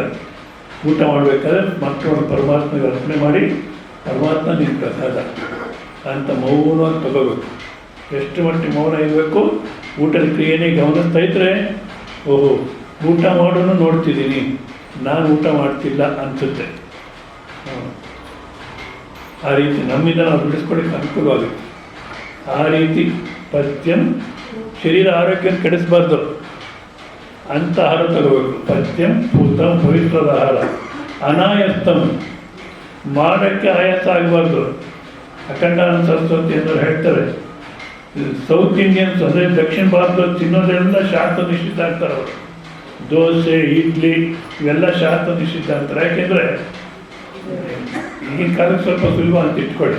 ಹಿಂದಿನ ಕಾಲಕ್ಕೆ ದೋಸೆ ಮಾಡೋಕ್ಕಾಗ ರುಬ್ಬೋದು, ಮತ್ತು ಒಂದು ರಾತ್ರಿ ಇಟ್ಟಿರಬೇಕು, ಒಂದು ದಿವಸ ನಾಳೆ ತಿನ್ಬೇಕಂದ್ರೆ ಇವತ್ತೆಲ್ಲ ಕೆಲಸ ಮಾಡಬೇಕು. ಇಡ್ಲಿ ದೋಸೆಗೆ ಹೌದಲ್ಲ, ಅದು ಆಯಾಸ ಅಲ್ವಾ? ನನಗೆ ಮಾಡಿ ಹೋಗಿ ಮಲಗೋಣ ಅನಿಸುತ್ತೆ, ತಿನ್ನೋದೇ ಬೇಡ, ಅಷ್ಟು ಆಯಾಸ ಆಗಬಾರ್ದು. ಮತ್ತು ತಿಂದ ಮೇಲೆ ಅಲ್ವಾ ಜಾಸ್ತಿ ತಿಂದ್ಬಿಟ್ಟೆ ಹೋಗಿ ಮಲಗಬೇಕು ಅನ್ನಿಸ್ಬಾರ್ದು. ಸೊ ಈ ರೀತಿ ಪಥ್ಯಂ ಪೂತಂ ಅನಾಯಸ್ತ. ಭಗವಾನ್ ಬುದ್ಧ ಅಂದರೆ ಕಮ್ಮಿನೂ ತಗೋಬಾರ್ದು, ಜಾಸ್ತಿನೂ ತಗೋಬಾರ್ದು. ಶರೀರ ಆರೋಗ್ಯ ಮೇಂಟೈನ್ ಮಾಡಿ ಎಷ್ಟು ಬೇಕೋ ಅಷ್ಟು ಮಾತ್ರ ತಗೋಬೇಕು, ಹೌದಾ? ಇದಕ್ಕೆ ಭಗವಾನ್ ಬುದ್ಧ 7 ವರ್ಷಗಳ ಕಾಲ ದಿವಸಕ್ಕೆ ಒಂದಗಟ್ಟು ತಿನ್ಕೊಂಡಿರ್ತಾರಂತೆ. ಇದರಲ್ಲಿ ಏನು ಸಾಧನೆ ಮಾಡಿದಾರೆ ಅವರೆಲ್ಲ. ದಿವಸಕ್ಕೆ ಒಂದಗಲು ತಿನ್ಕೊಂಡು 7 ವರ್ಷಗಳ ಕಾಲ ಇರ್ತಾರಂತೆ. ಆದರೆ ಅವ್ರು ಕೊನೆಗೊಂದು ಮಾತು ಹೇಳ್ತಾರೆ, ಈ ರೀತಿ ಆಹಾರವನ್ನು ಕಮ್ಮಿ ಮಾಡಿ ಸಾಧನೆ ಮಾಡೋದು ಪ್ರಯೋಜನ ಇಲ್ಲ ಅಂತ ಹೇಳಿದ್ದಾರೆ. ಅದಕ್ಕೆ ನಾನೇನು ಹೇಳ್ತೀನಿ, ಎಷ್ಟು ಬೇಕೋ ಅಷ್ಟು ತಗೊಳ್ಳಿ, ಭಾಳ ಕಮ್ಮಿ ತಗೊಳ್ಳೋದಲ್ಲ ಮತ್ತು ಭಾಳ ಜಾಸ್ತಿ ತಗೊಳ್ಳೋದು ಅಲ್ಲ. ಒಂದು ನಿಯಮ ಇರಬೇಕು. ಮತ್ತು ಮಹಾವೀರದ್ದು ಕೇಳಿ, ಅವರು ಭಿಕ್ಷೆ ಮಾಡಬೇಕಾದ್ರೆ ದಿವಸ ಬೆಳಗ್ಗೆ ಎದ್ದು ಅವರು ಧ್ಯಾನ ಮಾಡಿಕೊಂಡು ಎಲ್ಲ ಆದಮೇಲೆ ನಿಶ್ಚಯ ಮಾಡೋರಂತೆ, ಇವತ್ತಿನ ದಿವಸ ಯಾರ ಮನೆಗೆ ಭಿಕ್ಷೆ ತಗೋಬೇಕು ಅಂದರೆ, ಯಾರ ಮನೆ ಮುಂದೆ ಕರಿ ಹಸು ನಿಂತಿರುತ್ತೋ ಅವ್ರ ಮನೆಯಲ್ಲಿ ಭಿಕ್ಷೆ ತಗೋಬೇಕು. ಮತ್ತು ಅವ್ರು ಕರೆದು ಕೊಟ್ಟರೆ ತಗೋಬೇಕು. ಕರಿ ಹಸು ನಿಂತಿರುತ್ತೆ, ಅವ್ರು ಕರೀಲಿಲ್ಲ, ಅವ್ರು ತಗೋಬಾರ್ದು. ಯಾಕೆಂದರೆ ಮರ್ಯಾದೆ ಅಂತಲ್ಲ, ಪಾಪ ಅವ್ರ ಹತ್ರ ಇದೆಯೋ ಇಲ್ಲ. ಹಿಂದಿನ ಕಾಲಕ್ಕೆ ಭಿಕ್ಷೆಗೆ ಅಧಿಕಾರ ಇದ್ದಿದ್ದು ವಿದ್ಯಾರ್ಥಿಗಳು ಮತ್ತು ಸನ್ಯಾಸಿಗಳು ಇವರಿಬ್ಬರಿಗೆ. ಅಂಗವಿಕಲರು ಭಿಕ್ಷೆ ಎತ್ತಬಾರ್ದು, ಯಾಕೆಂದರೆ ಅವ್ರ ಮನೆಯಲ್ಲಿ ನೋಡ್ಕೊಳ್ಳೋದು. ಭಿಕ್ಷೆಗೆ ಅಧಿಕಾರ ಇರೋದು ಸನ್ಯಾಸಿ ಮತ್ತು ವಿದ್ಯಾರ್ಥಿ. ಈ ವಿದ್ಯಾರ್ಥಿಗೆ ಅಧಿಕಾರ ಅನ್ನೋದು ಈ 1954 ನಾವು ಓದಬೇಕಾದ್ರೂ ಭಿಕ್ಷಾನಕ್ಕೆ ಹೋಗ್ತಿದ್ವಿ, ಬರ್ತಾ ಬರ್ತಾ ಅದು ಹೋಯ್ತು ಅಂತ ಇಟ್ಕೊಳ್ಳಿ. ಆದ ಕಾರಣ ಸಾಧು ಮತ್ತು ಗೃಹಸ್ಥರು ಕಾದಿರೋರಂತೆ, ಯಾರನ್ನ ವಿದ್ಯಾರ್ಥಿ ಬರ್ತಾನ ಅಥವಾ ಸಾಧುಗಳು ಬರ್ತಾರಂತ. ಸೊ ಮಹಾವೀರ ನೋಡಿ ಕರೆದ್ರೆ ಅವ್ರ ಮನೆ ಮುಂದೆ ಕರಿ ಹಸು ನಿಂತಿದ್ರೆ ಅದು ಮಾತ್ರ ತಗೊಳ್ಳೋರಂತೆ. ಇನ್ನೊಂದು ದಿವಸ ಇನ್ನೊಂದು ರೀತಿ ನಿಶ್ಚಯ ಮಾಡೋದು, ಯಾವುದನ್ನು ಅವ್ರ ಮನೆ ಮುಂದೆ ಹೆಂಗಸು ಕೊಂಕ್ಲ ಮಗುನ ಎತ್ಕೊಂಡು ನಿಂತಿದ್ರೆ ಅಂಥ ಮನೆಗೆ ತಗೋಬೇಕು, ಅವ್ರು ಕರೆದೇ ತಗೋಬೇಕಂತ. ಆ ರೀತಿ ಸಿಕ್ಕಿದ್ರೆ ತಿನ್ನೋರು, ಇಲ್ಲ ಅಂದರೆ ಸಿಕ್ತಿಲ್ಲ. ಈ ರೀತಿಯಲ್ಲಿ 12 ವರ್ಷದಲ್ಲಿ 1 ವರ್ಷ ಊಟ ಮಾಡಿರ್ತಾರೆ ಅವರು. ಒಂದು ದಿವಸ ಸಿಕ್ತು, ಮತ್ತೆ 15 ದಿವಸ ಸಿಕ್ಕಲಿಲ್ಲ, ಮತ್ತೆ ಒಂದು 3-4 ದಿವಸ ಸಿಕ್ತು, ಮತ್ತೆ 1 ತಿಂಗಳು ಸಿಕ್ಕಲಿಲ್ಲ ಅಂತ 12 ವರ್ಷದಲ್ಲಿ 1 ವರ್ಷ ಊಟ ಮಾಡಿತ್ತಂತೆ. ಬಟ್ ಅವರೇನು ಆ ಸ್ಟೇಟ್ಮೆಂಟ್ ಕೊಡಲಿಲ್ಲ, ಏನು ಈ ಥರ ಕಠಿಣ ತಪಾಸ್ ಮಾಡತಕ್ಕ ವ್ಯರ್ಥ ಅಂತ ಭಗವಾನ್ ಬುದ್ಧ ಥರ ಹೇಳಿಲ್ಲ. ಸೊ ಏನು ಹೇಳ್ತಿದ್ದೀನಿ, ಜಾಸ್ತಿನೂ ತಗೋಬಾರ್ದು, ಕಮ್ಮಿನೂ ತಗೋಬಾರ್ದು, ನಮ್ಮ ಶರೀರಕ್ಕೆ ಎಷ್ಟು ಬೇಕೋ ಅಷ್ಟು ಮಾತ್ರ ತಗೋಬೇಕು, ಮತ್ತು ಆರೋಗ್ಯ ಅನ್ನತಕ್ಕನ್ನ ಕೆಡಿಸ್ಬಾರ್ದು. ಈ ರೀತಿ ಯಾರಾದರೆ ಲಘ್ವಾಸಿ ಆಗಿದ್ದಾರೋ ಅಂಥವರು ಜ್ಞಾನಕ್ಕೆ ಅಧಿಕಾರಿಗಳು ಅನ್ನತಕ್ಕಂಥ ಹೇಳಿ, ವಿವಿಕ್ತ ಸೇವಿ ಲಘ್ವಾಸಿ ಯತ ವಾಕ್ಕಾಯ ಮಾನಸ ವಾಕ್ಶ ಕಾಯಶ್ಚ ಮಾನಸಂಚ ಯಥಾನಿ ಸಂಯತಾನಿ ಯಸ್ಯ ಜ್ಞಾನಿಷ್ಠಸ್ಯ ಸ ಜ್ಞಾನಿಷ್ಠಯತಿ ಯತ ವಾಕ್ಕಾಯ ಮಾನಸಃ. ಬಿಟ್ಬಿಡಮ್ಮ, ಏನು ಮಾಡೋಕ್ಕಾಗಲ್ಲ. ಯತ ವಾಕ್ಕಾಯ ಮನಸ, ನಾವು ಪ್ರಯತ್ನಪೂರ್ವಕವಾಗಿ ಮಾತು, ಶರೀರ, ಮನಸ್ಸು ಈ ಮೂರನ್ನು ನಿಗ್ರಹ ಮಾಡಿರಬೇಕು. ನಮ್ಮ ವಿವೇಕದಲ್ಲಿರಬೇಕು. ಅನವಶ್ಯಕವಾಗಿ ನಾವು ಅವುಗಳನ್ನು ಉಪಯೋಗಿಸಬಾರ್ದು. ಏನು ಹೇಳ್ತಾರೆ, ವಾಕು, ಕಾಯ, ಮನಸ್ಸು ಇವು ಯಾವ ಜ್ಞಾನಿಷ್ಠನಿಗೆ ಯತವಾಗಿರುವವೋ, ಬಿಗಿ ಹಿಡಿಯಲ್ಪಟ್ಟಿರುವವೋ ಆ ಜ್ಞಾನಿಷ್ಠನ ಯತಿಯು ಯತವಾಕ್ ಕಾಯ ಮಾನಸನಾಗಿರುವನು. ಅಂದರೆ ನಮ್ಮ ಮಾತು, ಏನೋ ಒಂದು ಮಾತಾಡ್ಬಿಡ್ತೀವಿ, ನಿಜವಾದ ನನಗೆ ಅಭಿಪ್ರಾಯ ಇರಲಿಲ್ಲ, ಏನೋ ಮಾತಾಡ್ಬಿಟ್ಟೆ ಅಂತೀವಿ, ಅವಾಗೇನಾಯಿತು, ನಿನ್ನ ಕಂಟ್ರೋಲಲ್ಲಿ ನಿನ್ನ ಮಾತಿಲ್ಲ. ಹೌದಾ? ಈಗ ಪ್ರವಚನ ಕೇಳ್ತಿರ್ತಾರೆ ಕೆಲವರು, ಈಗ ಕಾಲಾಡಿಸ್ತಿರ್ತಾರೆ. ಭಗವಾನ್ ಬುದ್ಧನಿಗೂ ಅದೇ ರೀತಿ ಆಗುತ್ತೆ. ಪ್ರವಚನ ಹೇಳ್ತಿರ್ತಾರೆ, ಮುಂದುಗಡೆ ಕೂತ್ಕೊಂಡು ಅವರ ಕಾಲಾಡಿಸ್ತಿರ್ತಾನೆ. ಭಗವಾನ್ ಬುದ್ಧ ಅಂತಾರೆ, ನಿಂತೋಗುತ್ತೆ. ಮತ್ತು ಅಷ್ಟಕ್ಕೆ ಮುಂಚೆ ಯಾಕೆ ಆಡ್ತಿತ್ತಪ್ಪ ಅಂದರೆ, ನನ್ನ ಅನುಮತಿ ಇಲ್ದಿರ ನನ್ನ ಶರೀರ ಹುಚ್ಚುಚ್ಚಾಗಿ ಕೆಲಸ ಮಾಡ್ತಿರುತ್ತೆ. ಇವಾಗ ನಿಮ್ಮ ಕಂಟ್ರೋಲ್ ಇದ್ದರೆ ಇಲ್ಲಿ ನಿಂತು ಬರಲಿಕ್ಕೆ ಅವಕಾಶ ಇಲ್ಲ. ಯಾಕೆ? ನನ್ನ ಅನುಮತಿ ಇಲ್ದಿರ ನನ್ನ ಶರೀರ ತನ್ನ ಪಾಡಿಗೆ ತಾನೇನು ಕೆಲಸಕ್ಕೆ ಹೋಗಬಾರ್ದು, ನಿದ್ದೆಗೆ ಹೋಗಬಾರ್ದು, ಯಾವುದಕ್ಕೆ ಹೋಗಬಾರ್ದು. ಹೌದಾ? ಮತ್ತು ಶರೀರ, ಮನಸ್ಸು ಮತ್ತು ವಾಕ್ ಈ ಮೂರು ನಮ್ಮ ವಿವೇಕದಲ್ಲಿ ಇರಬೇಕು. ಆ ರೀತಿ ವಿವೇಕದಲ್ಲಿ ಯಾರಿಗಿದೆಯೋ ಅವ್ರಿಗೆ ಆತ್ಮಜ್ಞಾನ ಆಗಲಿಕ್ಕೆ ಸಾಧ್ಯ, ಶಾಶ್ವತ ಅಂತ ಆನಂದ ಪ್ರಾಪ್ತಿ ಆಗಲಿಕ್ಕೆ ಸಾಧ್ಯ. ಮತ್ತು ವಿವಿಕ್ತ ಸೇವಿ ಲಘ್ವಶನ ಅಂತ ಹೇಳಿದಲ್ಲ, ಇವುಗಳು ನಿದ್ರೆಯೇ ಮುಂತಾದ ದೋಷವನ್ನು ತೊಲಗಿಸುವುದರಿಂದ, ನೋಡಿ, ಯಾರಾದ ಅನವಶ್ಯಕ ಆ ನಿದ್ದೆ ಯಾವಾಗ ಬರಬೇಕೋ ಅವಾಗ ಬರಬೇಕು ನಿದ್ದೆ, ಯಾವಾಗ ಬರಬಾರ್ದು ಅವಾಗ ಬರಬಾರ್ದು. ಯಾವಾಗ ಬರಬೇಕು ನಿದ್ದೆ? ಅಲ್ಲ, ಧೈರ್ಯವಾಗಿ ಹೇಳಿ, ಯಾವಾಗ ಬರಬೇಕು? ರಾತ್ರಿ ಊಟ ಮಾಡಿದ ತಕ್ಷಣ ಮಲಗಬಾರ್ದು. 1 ಗಂಟೆ ಊಟ ಆದ್ಮೇಲೆ 1 ಗಂಟೆ ಸುಮ್ಮನಿರಬೇಕು. ಇಲ್ಲ ಅಂದರೆ ಏನು, ಹಿತಂ ಮಿತಂ ಭುಕ್ತ್ವ ಶತಂ ಗತ್ವ ಶತಂ ಜಪ್ತ್ವ ವಾಮಭಾಗೇ ಶಯನಶ್ಯ ವಿಷಗ್ಭಿಕ್ಕಿ ಪ್ರಯೋಜನ. ರಾತ್ರಿ ಊಟ ಮಾಡಬೇಕಾದ್ರೆ ಅಲ್ಪಾಹಾರ ತಗೋಬೇಕು, ಹಿತವಾಗಿ ಮಿತವಾಗಿ ತಿನ್ನಬೇಕು, 100 ಮಂತ್ರ ಜಪ ಮಾಡಬೇಕು, 100 ಹೆಜ್ಜೆ ನಡೀಬೇಕು, ಆಮೇಲೆ ಎಡಗಡೆ ತಿರುಗಿ ಮಲಿಕೋಬೇಕು. ಈ ರೀತಿ ಇದ್ದರೆ ಅವನಿಗೆ ಜೀವನದಲ್ಲಿ ಡಾಕ್ಟರ್ ಹೋಗೋ ಅವಶ್ಯಕತೆ ಬರೋಲ್ಲ. ನಾವು ಎಲ್ಲಿ ಮಾಡ್ತೀವಿ? ತಿನ್ನೋದು, ಟಿ ವಿ ನೋಡ್ತಾ ಇರೋದು, ಲೇಟಾಗಿ ತಿನ್ನೋದು, ಮಲಗೋದು, ಮತ್ತೆ ಆಸ್ಪತ್ರೆಗೆ ಅಡ್ಮಿಟ್ ಆಗೋದು. ಆದ ಕಾರಣ ಈ ನಿದ್ದೆ ಅದು ನಿದ್ದೆ ಮುಂತಾದ ದೋಷವನ್ನು ತೊಲಗಿಸುವುದರಿಂದ ಚಿತ್ತವು ತಿಳಿಯಾಗುವುದಕ್ಕೆ. ಅಂದರೆ ಈ ಲಘ್ವಾಸಿ ಈ ಸಾಧನೆ ಯಾಕಪ್ಪ ಹೇಳ್ತಾರೆ ಅಂದರೆ, ನಿದ್ದೆ ಮುಂತಾದ ದೋಷಗಳನ್ನು ತೆಗೆದುಹಾಕಿ ಅಂತಃಕರಣ ಚಿತ್ತ ತಿಳಿಯಾಗುವುದಕ್ಕೆ. ಆ ತಿಳಿಯಾಗೋದು ಅನ್ನತಕ್ಕಂಥ ಶಬ್ದ ಭಾಳಷ್ಟು ಅರ್ಥಗರ್ಭಿತ ಕನ್ನಡ ಶಬ್ದ, ಬೇರೆ ಇನ್ಯಾವ ಭಾಷೆನೂ ಆ ಥರ ಇಲ್ಲ. ತಿಳಿಯಾಗೋದಂದ್ರೆ ಏನು ಹೇಳಿ? ನಿಮಗೆಲ್ಲ ಗೊತ್ತಿದೆ. ಈ ನೀರು ಭಾಳ ಗಲೀಜಾಗಿದೆ, ಸುಮ್ಮನೆ ಹಾಗೆ ಬಿಟ್ಬಿಡು ತಿಳಿದುಕೊಳ್ಳುತ್ತೆ ಅಂತೀವಿ. ತಿಳಿದುಕೊಳ್ಳುತ್ತೆ ಅಂದರೆ ಏನಾಗುತ್ತೆ, ಆ ಕಸ ಎಲ್ಲ ಕೆಳಗಡೆ ಹೋಗ್ಬಿಡುತ್ತೆ, ಮೇಲ್ಗಡೆ ನೀರು ನಾವು ಕುಡಿಯೋಕ್ಕೆ ತೆಕ್ಕೋಬೋದು. ಹೌದಾ? ಅದೇ ರೀತಿ ಇಲ್ಲೂ ಲಗ್ವಾಸಿ ವಿವಿಕ್ತ ಸೇವಿ ಆಗಿರ್ತಕ್ಕಂಥವನು ಈ ಮನಸ್ಸು ತಿಳಿಯಾಗುತ್ತೆ ಅಂತ ಕಾಮ, ಕ್ರೋಧ, ಲೋಭ, ಮೋಹ, ಮದ, ಮಾತ್ಸರ್ಯ ಇವೆಲ್ಲ ಹೊರಟೋಗ್ಬಿಟ್ಟು ಪರಮಾತ್ಮ ಸ್ವರೂಪನ ಅರ್ಥ ಮಾಡ್ಕೊಳ್ಳಿಕ್ಕೆ ತಯಾರಾಗುತ್ತೆ. ನಾವು ಇದನ್ನೆಲ್ಲ ತಂದ್ಕೊಂಡು ಪ್ರಯತ್ನ ಮಾಡಿದ್ರೇ ಸಾಧ್ಯ ಹೊರತು ಇಲ್ಲ ಏನೋ ಬಂದು ಕೇಳ್ಕೊಂಡು ಹೊರಟುಬಿಟ್ವಿ ಅಂದರೆ ಅಷ್ಟೇ ಫಲ. ನಿಜವಾದ ಫಲ ಬರಬೇಕಂದ್ರೆ ಅನುಷ್ಠಾನ ಅನ್ನತಕ್ಕ ಇರೋದು. ಮತ್ತು ಧ್ಯಾನ ಯೋಗ ಪರಹ ಧ್ಯಾನ ವಚನ ಕೇಳಿ. ಆತ್ಮಸ್ವರೂಪ ಚಿಂತನಂ, ನಾನೊಂದು ಯಾರು ಅನ್ನತಕ್ಕಂಥ ಚಿಂತನೆ ನಡಿಬೇಕು. ಧ್ಯಾನ ಆತ್ಮಸ್ವರೂಪ ಚಿಂತನಂ, ನಾನಂದ್ರೆ ಯಾರು, ಅದೇ ನಿಜವಾದ ಧ್ಯಾನ. ಯೋಗ ಆತ್ಮವಿಷಯವ ಏಕಾಗ್ರೀಕರಣಂ, ಆತ್ಮ ವಿಷಯದಲ್ಲಿ ಪರಮಾತ್ಮ ಚಿಂತನೆಯಲ್ಲಿ ಅದರಲ್ಲೇ ಮನಸ್ಸಿರಬೇಕೆ ಹೊತ್ತು ಮತ್ತಿನ್ಯಾವುದಕ್ಕೂ ಹೋಗಬಾರ್ದು. ಮತ್ತು ಮನೆಯಲ್ಲಿ ಕೆಲಸ ಮಾಡೋಕ್ಕೆ ಬೇಡ, ಆಫೀಸ್ಗೆ ಹೋಗೋಕೆ ಬೇಡ ಅಂದ್ರೆ ಮಾಡ್ತಿರೋ, ಆ ಮಾಡತಕ್ಕಂಥ ಕೆಲಸವನ್ನೇ ನೋಡ್ತಿರೋ. ಮನಸ್ಸಿನಲ್ಲಿ ಯಾವ ಬೇರೆ ಚಿಂತನೆ ಬೇಡ, ವರ್ತಮಾನದಲ್ಲೇ ಇಲ್ಲಿ ಪ್ರಯತ್ನ ಮಾಡು. ಆಗ ಮನಸ್ಸು ಪರಮಾತ್ಮ ಚಿಂತನೆಗೆ ತಯಾರಾಗುತ್ತೆ. ನಾವೇನು ಮಾಡ್ತೀವಿ, ಆಫೀಸಲ್ಲಿ ಕೂತ್ಕೊಂಡು ಮನೆ ಚಿಂತನೆ ಮಾಡ್ತೀವಿ, ಮನೇಲಿ ಕೂತ್ಕೊಂಡು ಆಫೀಸ್ ಚಿಂತನೆ ಮಾಡ್ತೀವಿ. ಹೌದಲ್ಲ? ಮನಸ್ಸಲ್ಲಿ ಬೇರೆ ಯಾವ ಚಿಂತನೆ ಇದ್ದೀರ ಅದರಲ್ಲಿ ಕೆಲಸ ಮಾಡಬೇಕಂದ್ರೆ ಆ ಕೆಲಸನೇ ಗಮನಿಸ್ತಾ ಇರು. ಬಾಕಿ ಅಂತೆ ಓಂ ನಮೋ ನಾರಾಯಣಾಯ, ಶ್ರೀರಾಮ್ ಜೈ ರಾಮ್ ಜೈ ಜೈ ರಾಮ್ ಇಲ್ಲ, ಇಲ್ಲೇನು ಹೇಳಿದಾರೋ ಅದರ ಚಿಂತನೆ ನಡೀತಿರ್ಬೇಕು.